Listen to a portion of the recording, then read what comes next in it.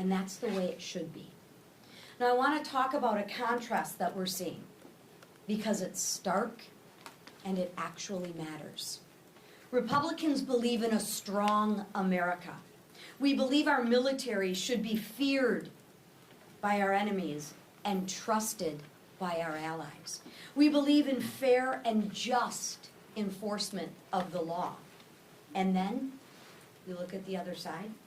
We've watched the radical left call to defund the police, turning their backs on the men and women who run towards danger so the rest of us don't have to.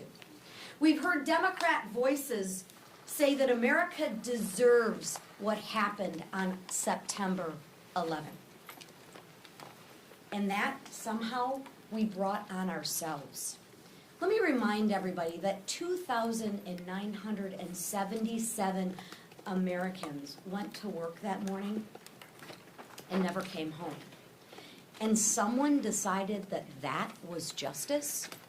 We've watched members of their coalition say Israel, our closest ally in the Middle East, doesn't have the right to exist.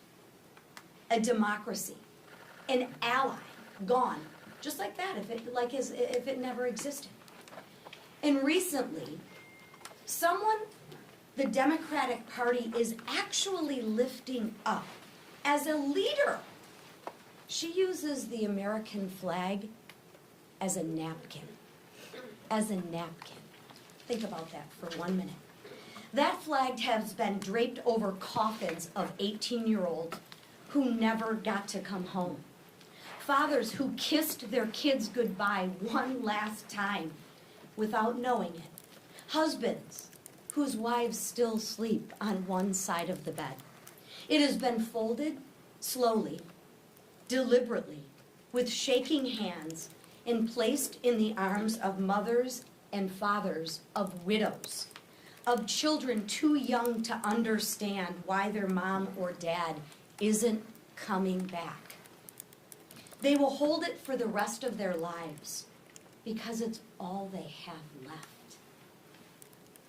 It flies over every veteran cemetery in this country. It's the last things families will ever receive.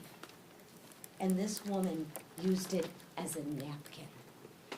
That's the comparison. That's the contrast. That's who the Democratic Party is lifting up.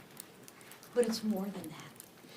Around the world, in countries living under oppression, under tyranny, under regimes that crush the human spirit, that flag actually means something.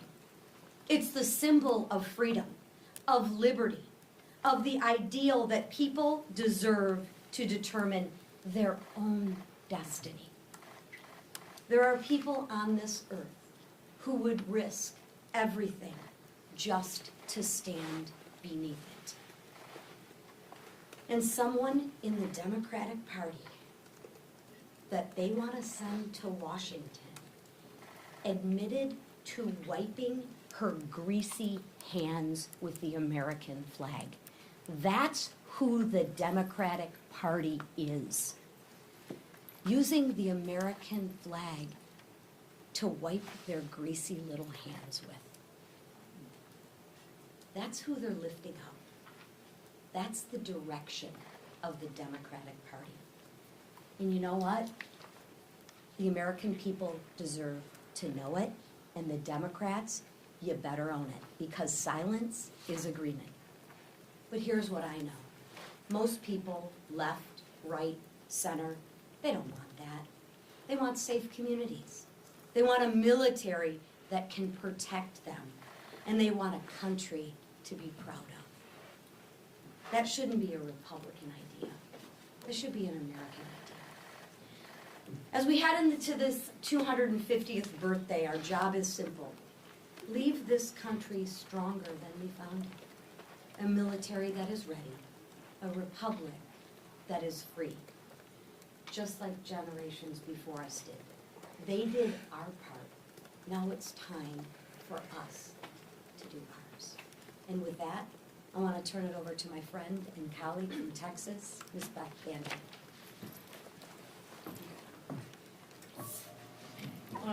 You can lift that up a little bit. I'm on feet. Apparently I'm the tallest person on it. I want to thank Speaker Johnson and Majority Leader Scalise and Chairwoman McClain for having me here today. As July 4th approaches, so does the 1-year anniversary of our Working Families Tax Cut Bill. That was signed into law by President Trump after passing both the House and the Senate, saving the American people from the largest tax increase in our nation's history, and delivering real relief for hard-working Americans. And now, thanks to the Working Families Tax Cuts, we are in a new era of making sure hard-working Americans keep more of what they earn and are paid more for what they do to support their families. Passing the Working Families Tax Cuts was a multi-year endeavor of talking to folks from across the country. Hearing directly from the American people guided everything that we did to ensure that more dollars stayed in their pockets, and so that we could help as they worked to recover from government-created and historically high inflation, from brutal Biden-era job-killing regulations, and the sacrifices to make ends meet from month to month just to keep their businesses afloat. Empowering American families was central to everything that we would do. Getting these tax cuts done correctly to help working Americans was personal to me. I know what it's like to work an 8-hour job, a minimum wage position, and then pick up additional shifts at another job just so I could scrape for every dollar to pay rent at the end of the month. And keeping all the money that I earned from tips would have made the difference between being able to go to the grocery store to buy what I wanted to eat, or once again having to pack up leftovers, sent back to the restaurant kitchen at the end of the night, and legitimately I did that. Just like we have working Americans across the country doing that day in and day out. And as a mom of 2, with 1 child facing serious health battles, the expanded child tax credit and largest standard deduction would have let me pay for the care that my daughter needed, without having to skip treatments or having to beg insurance bureaucrats who really didn't care if she got better or not. Democrats mock these tax dollars that saved for the American people. They sneer at what real relief means to real people. But I lived it. And I felt the soul-crushing anxiety of barely being able to make ends meet. And that's why these reforms matter so deeply to me, and why they matter to every struggling family in America. And this isn't just about stabilizing households. It was about forging a stronger, brighter American future. And the Working Families Tax Cuts are restoring hope. They are rewarding work, and they are unleashing the extraordinary potential of the American spirit. And that is the promise that we made, the fight that we won, and the future that we are proudly delivering for every working family in this great nation. Thank you, and God bless. And with that, look forward to hearing from our wonderful leader from the great state of Louisiana, Steve Scalise.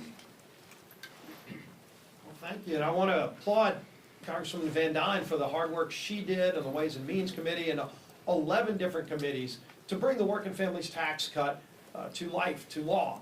A year ago, July 4th, all of us were on the White House lawn standing with President Trump to celebrate the signing of what's going to turn out to be one of the most historic bills we've seen in our lifetime. A bill that is ushering in more opportunity for families, more wage growth for families. You're talking about, and Congresswoman Van Dyne mentioned it, what's happening right now. About 30 million Americans have taken advantage of no tax on tips and no tax on overtime. That's more money in their pockets today that they didn't have a year ago because of that legislation. And of course, keep in mind, every single Democrat voted against that bill. They voted against it because they want Washington to have more of your money. They want to control and have more power here, and to do what with it? To use it for fraud. We've seen it in states like Minnesota, leering centers that we exposed because of the provisions, the anti-fraud provisions of that bill that we passed a year ago. None of that would have been exposed if we didn't have that legislation in place that every Democrat voted against. So again, eliminating fraud in states like Minnesota so that working families, a single mom working 3 jobs can have more money in her pocket. That's what the working families tax cut represented. We're going to bring a bill later this week to reflect on and celebrate the wins for American families that that bill reflected. Earlier in the week, we're going to be dealing with a number of other things too. We've got the National Defense Authorization Act, a really important bill to set the priorities for our nation's defense. So of course, there are always a lot of amendments on that bill, but ultimately its final passage to make sure that we continue to reprioritize our men and women in uniform, give them the tools that they need to be successful, and continue rebuilding our nation's defense, something that President Trump made a hallmark of this presidency. We're also bringing the bill to address the state and foreign operations budget.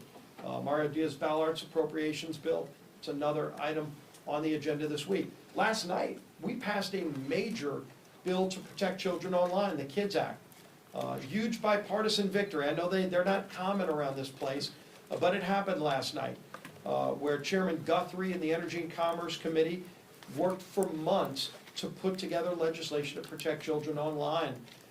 You can see what that bill did to help protect children from pornography and other things that we've been trying to accomplish and we're able to do. That bill's now going to go over to the Senate. In addition to making sure our nation's defense is prioritized, we're also adding the Save America Act to the NDAA.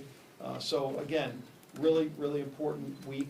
We're having other meetings on things like Reconciliation 3.0. But when you think about all of this, and we reflect on what's coming up this weekend, celebrating our nation's 250th birthday. It's going to be a great day. You see this great fair on the mall with every state that wants to participate, being able to show off what's great about their states and what's great about our country. I come from the great state of Louisiana, where we celebrate the Louisiana Purchase in 1803 that doubled the size of our nation, and what it also allowed us to do in terms of gaining access to the Mississippi River so we could become a nation that exported our goods to the world, getting access to the port of New Orleans. That was the reason for the acquisition when Thomas Jefferson sent his detachment over to France to try to buy the port of New Orleans, and they came back with the entire Louisiana territory. By the way, for the bargain price of $15 million, we doubled the size of the country. It's a pretty darn good real estate deal. And then you think of all of the other things that our state and every state contributes to the greatness of this country. At a time when the Democrats are in a fight to go to the Bolshevik Revolution and see who can tear down America more, most Americans are celebrating what's great about this country. We are celebrating what's great about this country. Let the Democrat Party try to have a fight over seeing which candidate they can come up with that hates this country the most. It's disgusting to watch on their side, but that's their problem that they're going to have to contend with. And they have not. They can't confront the evils of some of the people that they're nominating. And you look on the other side, this is a country that's actually experiencing a golden age again. And gas prices are down 50 cents from where they were just a few weeks ago and continuing to go down. Affordability is back again. And Democrats are upset about that because they wanted it as a talking point for November. But it shows you once again why this is going to be a contrast election in November. There's maybe in multiple generations never been a sharper contrast in terms of what the voters are going to be facing on this ballot. Common sense conservatives against far left communist Marxist socialists in November. Which direction of the country do the American people want to go? Do they want to keep experiencing this golden age that President Trump and Republicans are ushering in, or do they want to go back to the Bolshevik Revolution, which has failed every country it's tried? This is not the country we're going to try socialism. We will reject it. The voters will reject it in November. The Speaker of the House, Mike Johnson. Good morning, everybody. This is a great day, great week to be an American, to celebrate the greatest nation in the history of the world. And it's not even close. And you all hear me remind us of that all the time. The most free, most successful, most powerful, most benevolent nation that has ever been on planet Earth. America is back right now, and there are so many reasons to be excited and to celebrate with your family and friends. Celebrate freedom, celebrate the great blessings we have to be in this country, the greatest on the planet. We've got challenges, of course. We're working through those every day, but there is no reason not to celebrate. There is no reason to be depressed in any way. We recognize 250 years is still an experiment. We're still a grand experiment in self-government. In 1776, the founders came together and they boldly proclaimed a self-evident truth. We call it the nation's creed. It's like a statement of faith. And they said right in the second paragraph of the Declaration, which we celebrate this weekend, we hold these truths to be self-evident. And what is this self-evident truth? It's something that's obvious. We hold these truths to be self-evident that all men are created equal. And I always pause there and say, note that it doesn't say born equal. It says created equal by God. And that it is God, our Creator, who gives us our inalienable rights, that among those the rights of life, liberty, and the pursuit of happiness. That statement was so revolutionary when it was made, when Jefferson wrote it on behalf of a small committee of founders, including Franklin and Adams, and they came up with that precise language. They were very careful in how they articulated that. They wanted to make this bold proclamation of something that was obviously true. And we are the stewards of that great foundational principle and truth. It means that everybody's made equally, created equally. It means that we all have, we strive for equality of opportunity. It means that every single person has inestimable dignity and value because our Creator made us in His image. The men that wrote that understood it from Scripture. That is what made America exceptional. That's what set us on the path to be the great nation that we are, one nation under God. Now, all of you know, because you've been in the chamber a lot, because you cover us, if we were there, we walked over there right now, one of the first things you notice if we come in the door where members come in is that inscription of the national motto right above the speaker's rostrum. And if you look in the visitor's guide, it says the People's Guide, Visitor's Guide to the People's House. It's a beautiful publication they published some years back. We still hand it out, full color. On page 21, it talks about why the motto is above the speaker's head and when it was placed there. And it says there it was placed in 1962 by Congress as a rebuke to the Soviets' philosophy during the Cold War. What was the Soviets' philosophy? Marxism and its deviations, communism. Marxism, socialism, communism begin with the premise that there is no God. And Congress saw fit in the early 60s to make sure that we put that right there above the head of the speaker, because every member of Congress has to face that podium every single day, and they wanted future generations of Americans, and certainly those elected to represent the people, to remember what distinguishes America. That we are defined by our national creed, the foundational principle that set us on course to be so great. Now here's what we face right now, surreal as it is. On the anniversary of the country, we have an open contest right now between the Marxists and communists and the Americans. We've been saying for months that this is setting up, this midterm will be a contrast election. We've been saying a contrast between common sense and crazy. And now you can add another line there, it's common sense versus communism. Because that's what's happening in the Democrat Party. The insurgent left is taking it over. I don't need to recount all the developments, even over the last week, for the people in this room, because you cover it minute by minute. But that is the contest that is shaping up. And so we're very sober-minded about this. A country that undermines its own foundations and founding principles does not survive. And the founders were very articulate also in their personal letters and their private correspondence and the things they gave down, the advice they gave that echoes down through the generations to you and me as stewards of this grand experiment. They didn't know how long it was going to last. I can tell you one thing, though, the father of our country, George Washington, in his famous farewell address, which we read on the floor each year in the Senate and now in the House on the anniversary of his birthday, he gave all the advice that echoes down through the generations to all of us, his countrymen, how to keep the republic an experiment that had never been done before in history. And he said, you know, watch out for national debt. We're working on that right now, okay? Watch out for too many foreign alliances. That's become a problem sometimes. It says, make sure that you don't get into factionalism, regionally or by political parties. Well, we didn't follow all that either. But what he said was, but you know what? Almost as a summary statement, of all the dispositions and habits which lead to political prosperity, he wrote, religion and morality are indispensable supports. Again, echoing this common theme, that we recognize that our rights do not come from a king or a government, they come from God Himself, and it is to Him that we owe our ultimate responsibility. That's what we're fighting for.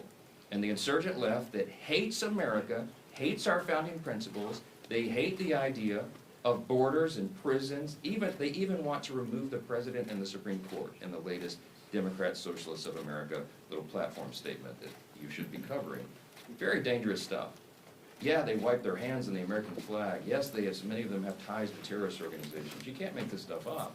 We're no longer in a battle just between Republicans and Democrats arguing over marginal tax rates or the size of regulation. This election and this year and the arguments and the things that are happening in Congress right now is a contrast between people who love the country and its founding principles and those who have open disdain and hatred for them. They want to tear America down. They want to tear down Western civilization. And it's not going to happen on our watch. So today, we're going to pass a rule today. We'll set up a National Defense Authorization Act. We will invest properly, appropriately, responsibly in America's national defense again.